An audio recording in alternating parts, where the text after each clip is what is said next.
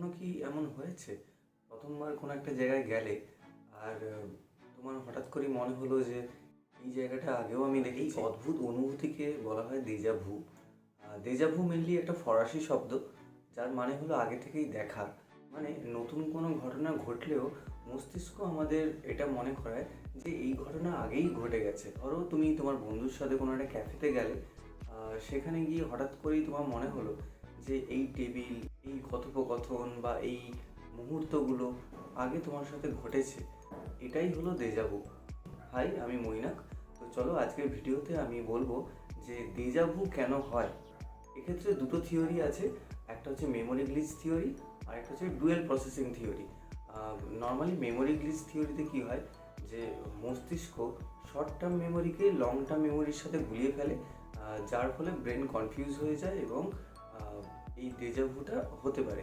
এবার এই থিওরিটা খুব একটা রিলায়েবল নয়। সেকেন্ড থিওরিটা more reliable and more justified, সেটা হলো ডুয়েল প্রসেসিং থিওরি।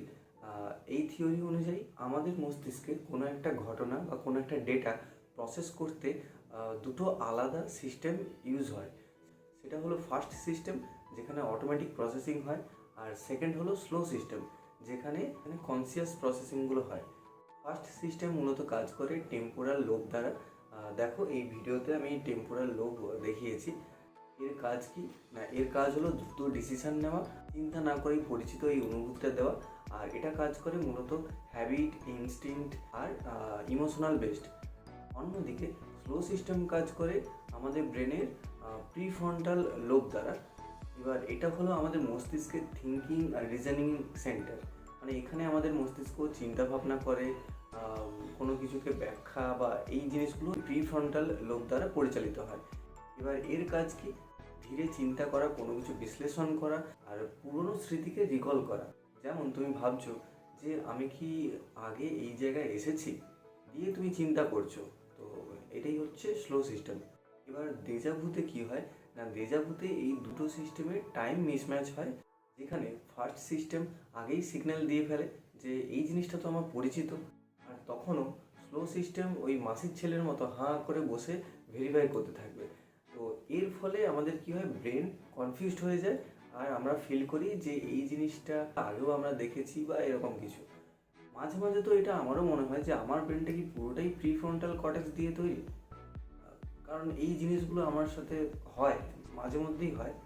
এবার বলি এর ক্ষতিকর দিক, এটা কি সত্যিই ক্ষতিকর?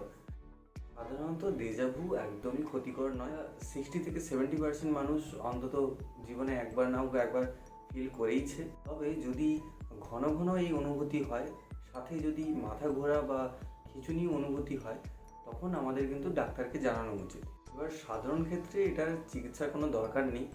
আর এটা নর্মাল একটা ব্রেন ফেনোমেনন।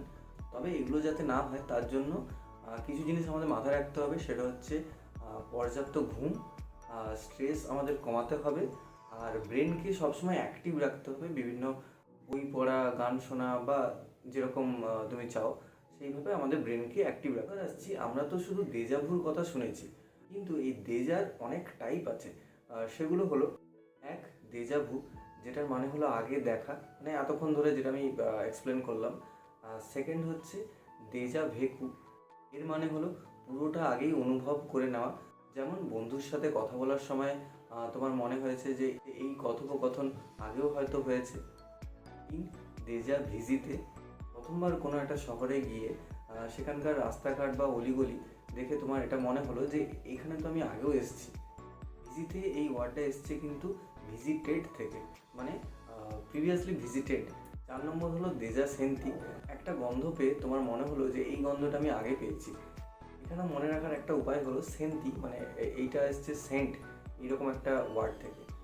এবার 5 নম্বর হলো প্রেস্ক ভু, মানে এক কথায় যেটাকে বলে টিপ অফ দ্য টাং।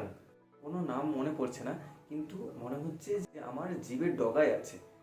তো এই ধরনের অনুভূতি হলো প্রেস্ক ভু। এবার 6 নম্বর হলো দেজা পন্সে, কোনো নতুন চিন্তা হঠাৎ মনে হয় যে এটা আমি আগেও ভেবেছি। তো এই ছিল আজকের টপিক দেজাভু নিয়ে। তাহলে বুঝতেই পারছো যে দেজাভু কোনো একটা রহস্যময় বা অলৌকিক ঘটনা নয়, এটা আমাদের মস্তিষ্কের ছোট্ট একটা ব্রেন ইলিউশন।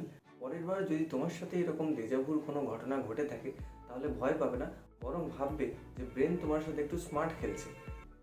আর কমেন্টে জানাও যে তোমার সাথে এরকম কোন ধরনের দেজাভুর অভিজ্ঞতা ঘটেছে। আজকের মতো ভিডিও এখানেই শেষ করছি, চলো টাটা।